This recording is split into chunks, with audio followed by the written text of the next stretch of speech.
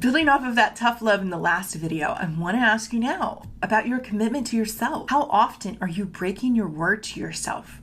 Which means if you say you're going to do something and you've decided, you're like, okay, tomorrow's going to be a better day. I'm going to get these things done. Do you get all those things done? The things that you said? You're like, well, no, of course not. I put too much on my list. Speaking to myself here. And so then you're like, okay, well, what did you put on that was like the do or die? It has to be accomplished tomorrow. This is what's really going to happen. This is what I'm going to take responsibility for. These are the actions that are super important, that are going to move me forward versus me sitting in busy work or me saying, nah, I don't feel like it.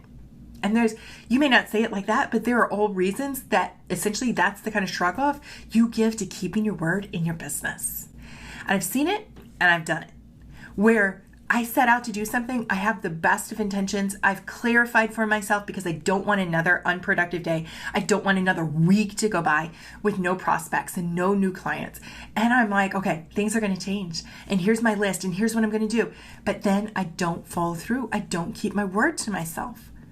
When you're not keeping your word to yourself, like that's just also saying to the universe, like, okay, this doesn't really matter to me. This isn't really important. And you're like, oh, but I do want clients, but you're not following through on what you said you were going to do to bring in the clients. There's a mismatch there. And universally, what you're putting out, the vibes, they don't match either.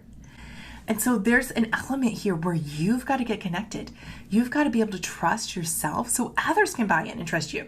You've got to be able to trust yourself so you can grow this business that is coming from you. You are the business, and that makes you the most important asset, which also means how you manage yourself, how you honor your word, how you follow through is the absolute vital necessity you're going to need to grow your business.